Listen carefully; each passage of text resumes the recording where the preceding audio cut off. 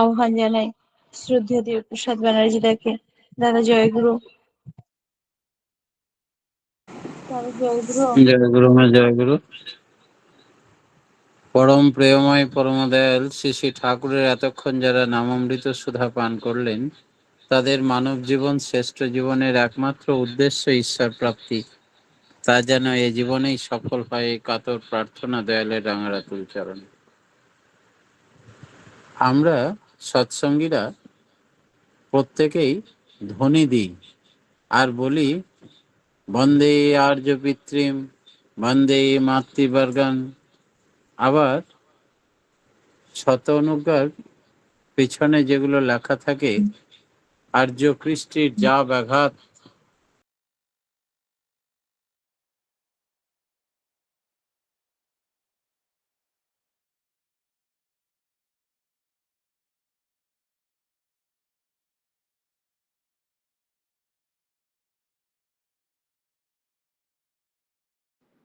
শোনা যাচ্ছে না দাদা, শোনা যাচ্ছে দাদা না। লেফট হয়ে গেছে, দাদা লেফট হয়ে গেছে। লেফট হয়ে গেছে, আবার চলে এসেছে। তো আমাদের জানা দরকার আর্য কৃষ্টিটা কি, আর্য কে, কৃষ্টি বা কি, তাদের সম্বন্ধে আমাদের আগে জানা দরকার। আর্য কথার অভিধানগত অর্থ হলো প্রাচীন জাতি, শ্রেষ্ঠ জাতি, ন্যায্য এবং সৎ কুলোদ্ভব জাতি, ধার্মিক, সতত কর্তব্য কর্মপরায়ণ, ভদ্র, সুহৃদ জাতি, তারাই হচ্ছে আর্য জাতি। সাধারণত আর্য কথার মধ্যে রয়েছে গতিশীলতা, কথাটাও আছে সতত বৃদ্ধির পথে গমনশীল যে জাতি, সেই জাতি শত সহস্র প্রতিকূল অবস্থার চাপে পড়েও নিজেদের অস্তিত্ব বজায় রেখে এগিয়ে চলেছে, সেই জাতি আর্য জাতি। আর্যরা কবে, কোথা হতে, কেমন করে উদ্ভব হলো, কালক্রমে কিভাবে তাদের বিভিন্ন শাখা বিভিন্ন দিকে বিস্তার লাভ করলো, তার ইতিহাস আমরা অনেকেই জানি। তবুও এখনো গবেষণা উপলব্ধ। শ্রী শ্রী ঠাকুর বললেন, ভারতীয় আর্যরা সিন্ধু উপত্যকায় বহুল পরিমাণে ছিল, আবার কতক আর্য আর্যাবর্তে ছিল। শুধু আর্যাবর্তে কেন, ভারতবর্ষের অন্যান্য স্থানেও ছিল। সরস্বতী নদীর তীরে আর্যদের মধ্যে ব্রাহ্মণ যারা, তারা সেখানে বসবাস করত। আর্যাবর্ত হলো হিমালয়ের পাদদেশ থেকে আরম্ভ করে বিন্ধ্য পর্বত পর্যন্ত বিস্তীর্ণ ভূভাগ। এই ভূভাগে ভারতীয় সভ্যতার লীলাভূমি হিসাবে বর্ণিত আছে। সিন্ধু নদীর তীরে আর্যগণ বসবাস করতেন। সিন্ধু থেকে হিন্দু কথাটা এসছে। সিন্ধু নদীর তীরে যে সমস্ত আর্য বসবাস করতেন তাদের হিন্দু বলা হতো। হিন্দু কথাটা ফরাসি শব্দ, অর্থ গৌরবময়। হিন্দু যারা, তারা আর্যই। মস্তাবর যারা, তারাও আর্য। শ্রী ঠাকুর বললেন, আরবের আদিম অনার্য আদিবাসীদের ভিতর আর্য যারা, তারা ভারতবর্ষ থেকে দেশান্তরে গিয়েছিল, সেখানে বাস করত।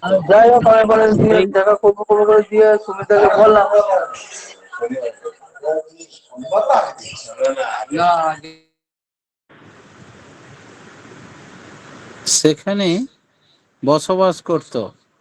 আরবরা তাদের মস্তাবর বলে অভিহিত করতে লাগলো।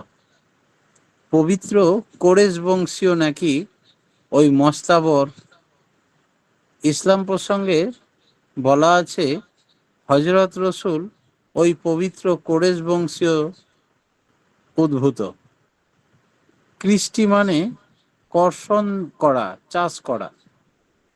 এক কথায় বলা যায় চাষ চর্যা চাষবাসের মধ্যে দিয়ে যেমন ফসল আদি উৎপন্ন হয়, তেমনি তার সুষ্ঠু ব্যবহার ও গ্রহণের মাধ্যমে যেমন আমাদের সত্তা বৃদ্ধিত হয়ে ওঠে, তেমনি কৃষ্টি হলো কতকগুলি আচার আচরণ অনুশীলন, যা হাতে কলমে করে সেগুলি আমাদের নিজেদের চরিত্রে গেঁথে ওঠে এবং চরিত্রগত হয়ে ওঠে।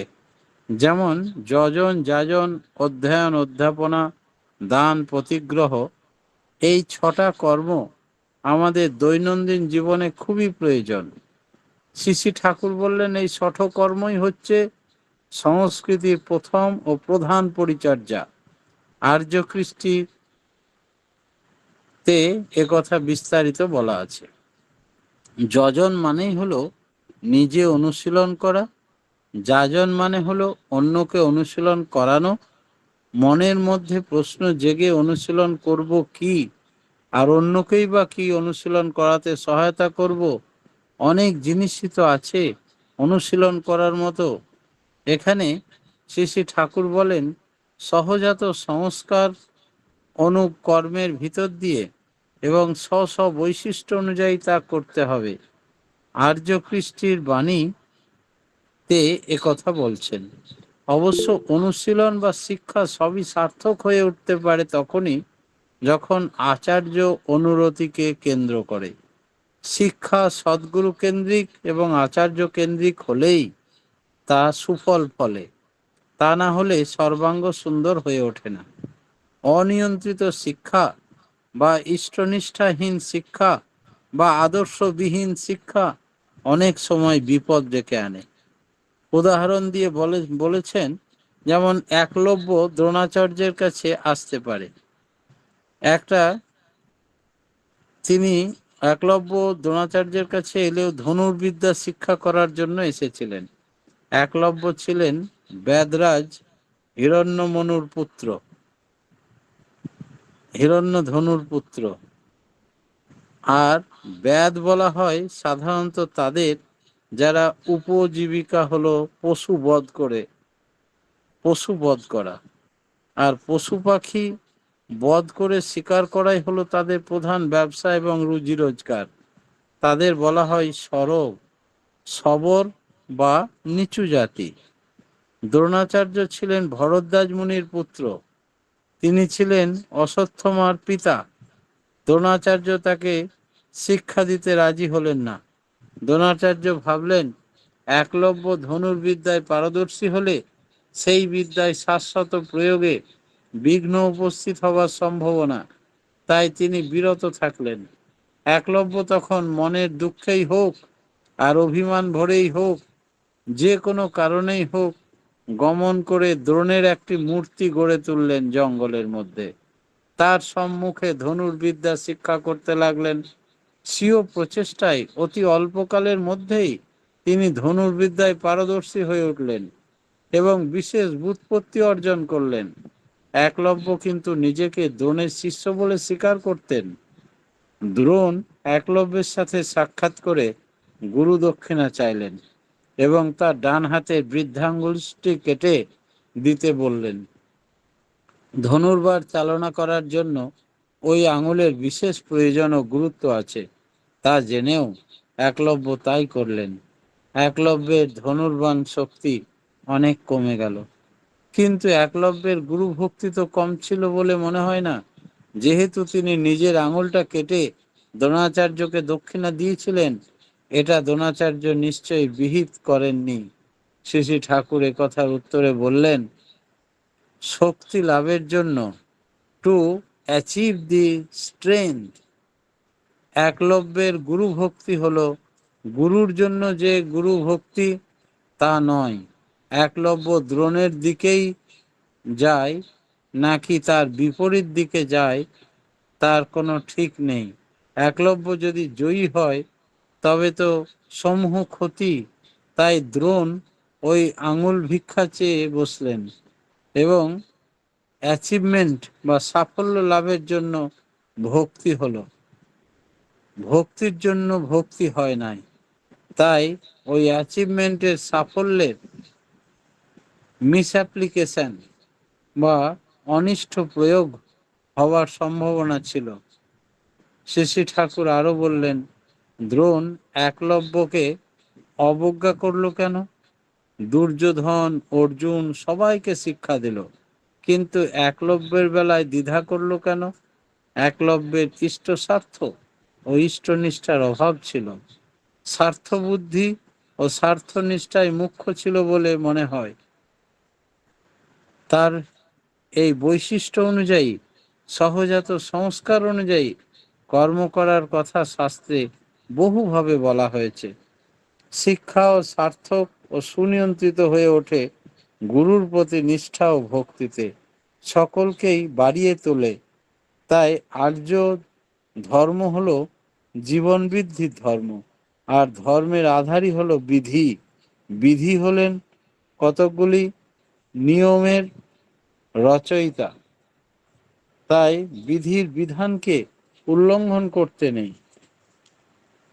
আচার আচরণ বা ব্যষ্টি সমষ্টিকে ধারণ, পালন ও পোষণ করে, যা আমাদের সবার সত্তা ও সম্পদকে বর্ধিত করে তোলে। আজ দেশের মধ্যে অস্ত্র নিয়ন্ত্রণের কথা হচ্ছে। পৃথিবীর বড় বড় শক্তি চিন্তান্বিত অর্থ নিয়ন্ত্রণ একটা মস্ত বড় সমস্যায় দাঁড়িয়েছে। গত ইংরেজি 1945 সালে 5ই আগস্ট দ্বিতীয় মহাযুদ্ধে শেষ ভাগে আমেরিকার বোমারু বাহিনী জাপানে হিরোশিমা ও নাগাসাকি নামক দুটি শহরকে পারমাণবিক বোমা নিক্ষেপ করে। তার পরদিন জানা গেল শহর দুটির লক্ষ লক্ষ নরনারী নিহত হয়েছে। অগণিত লোক বিস্ফোরণজনিত তেজস্ক্রিয়ার ফলে বিকলাঙ্গ হয়ে গেছে। অনেক মাইল ব্যাপী সেই অঞ্চল শ্মশানে পরিণত হয়েছিল। এই অস্ত্র নিবন্ধ করার দাবি সোচ্চার হয়ে উঠল। সংগঠিত হলো 1945 সালে 24শে অক্টোবর রাষ্ট্রসংঘ। অস্ত্রবিদ্যা লাভ করা এবং তার প্রয়োগ এবং দুর্প্রয়োগ, এটা একটা সমস্যা। এর সামঞ্জস্য রক্ষা করা প্রয়োজন। বিহিত প্রয়োগ না হলে ধ্বংস অনিবার্য হয়ে ওঠে। তাই জার্মানির বিশ্ববিশ্রুত বিজ্ঞানী ইহুদি আইনস্টাইন তার শেষ জীবনে পারমাণবিক শক্তিকে লোকহিতকর কার্যে নিয়োগ করার জন্য আন্দোলন করেছিলেন। পারমাণবিক অস্ত্রের আবিষ্কারে তার অবদান বিশেষ উল্লেখযোগ্য।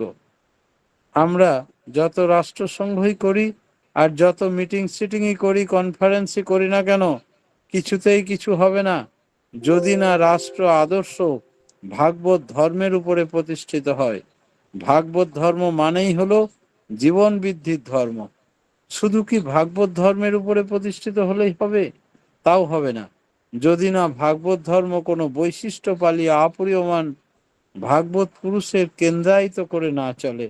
ওই বৈশিষ্ট্যপালী ভাগবত পুরুষ হলেন শ্রী শ্রী বুদ্ধদেব, ত্রাণকর্তা যীশুখ্রিস্ট, পয়গম্বর হজরত মোহাম্মদ, শ্রী শ্রী চৈতন্যদেব, শ্রী শ্রী রামকৃষ্ণ ঠাকুর, শ্রী শ্রী ঠাকুর অনুকূল চন্দ্র।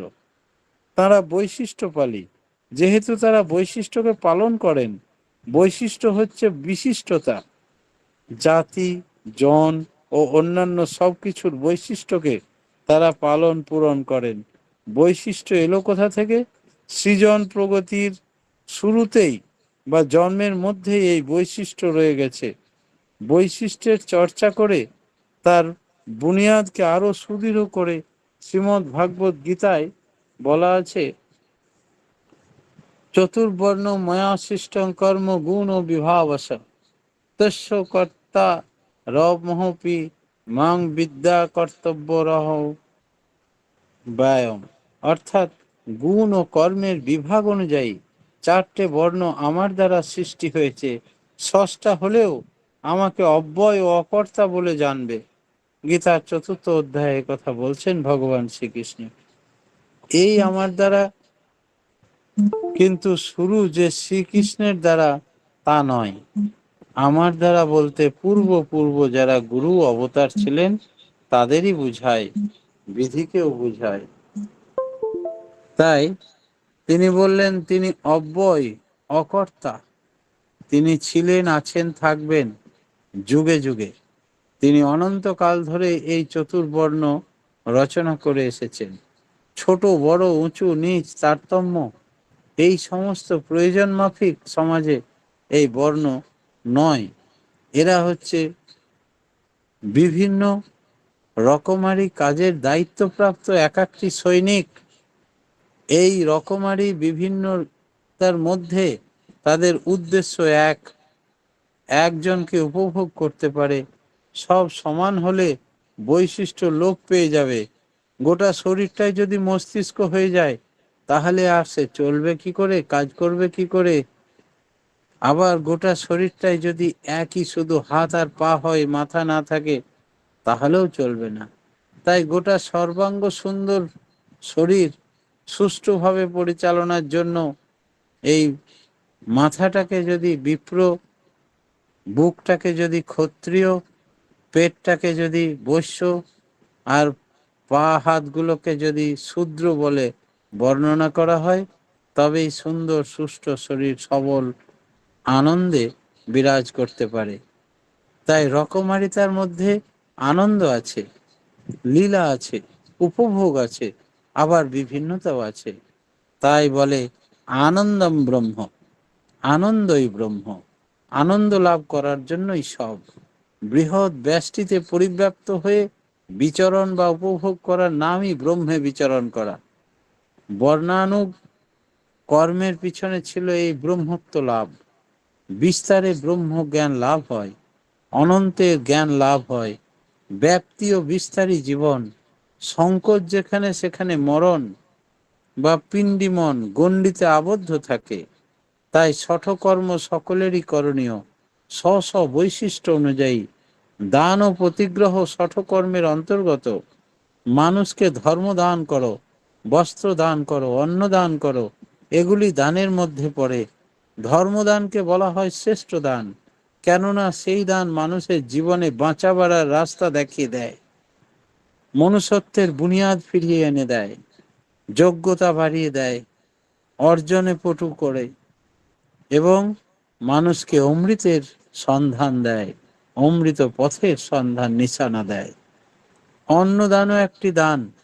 তাই বলে যেখানে সেখানে ভোজন করা বা আদর্শহীন কদাচারী লোকের হাতে অন্ন পানীয় দোষাবহ, এবং এটা বিধির বিরুদ্ধ। তাই এইভাবে ভোজনের মধ্য দিয়ে দান ও খাদ্যখানা গ্রহণ করার মাধ্যমে আমরা ধ্বংসাত্মক প্রচেষ্টাকে আহ্বান করি। আমরা তো ভাবতে পারি যে শ্রেষ্ঠ দানই আমাদের যেন উদ্দেশ্য হয়, যেখানে ভেদাভেদ থাকবে না, এক আদর্শ থাকবে। আর আমার শরীরের এক একটি অঙ্গই পরমপিতার সৃষ্টি, সমাজের মঙ্গল আনবে, নিজের দেশের দশের সকলের মঙ্গলের দিশা দেখাবে। শ্রী ঠাকুর বললেন, জীবন সুন্দর হয়ে ওঠে মানুষের আহার বিহার চলাচল এগুলোর ভেতর দিয়ে। ছোঁয়াছুঁয়ি সৃষ্টি হয়েছে এমন করে নয়, এগুলি একদম উড়িয়ে দিলেও চলবে না। ছোঁয়াছুত, খাওয়া দাওয়া, এগুলোর মধ্যে যদি স্বচ্ছতা, পবিত্রতা, বৈধতা, আচার নিষ্ঠা না থাকে, তবে রোগাগ্রস্ত হয়ে অচিরেই নষ্ট পাবে। আর্য ধর্মের গোড়ার কথাই হলো ছোটকে বড় করো, বড়কে ছোট করা নয়। তাকে জোর করে নিচে টেনে আনাতে হবে না, নামাতে হবে না, বরং শিব গড়তে বাঁদর গড়ে ফেলবে, মূলেই বিপর্যয় আসবে। তাই শ্রী ঠাকুর বললেন, শিষ্ট হয়ে চলার কথা, শাসিত হয়ে চলার কথা, জীবন বৃদ্ধির পথে চলার কথা। আর আর্য কৃষ্টি আমাদের সেই পথেরই নিশানা দেয়। সেই জন্যই ঠাকুর বললেন, আর্য কৃষ্টির যা ব্যাঘাত, খড়গে তোরা কর নিপাত। প্রত্যেকের আর্য কৃষ্টি বিধান যেন আমরা মেনে চলে ক্রমান্বয়ে উন্নতির পথে অগ্রসর হতে থাকি, এই কাতর প্রার্থনা জানিয়ে আজকের আমার ক্ষুদ্র আলোচনা এখানে শেষ করলাম। জয় গুরু।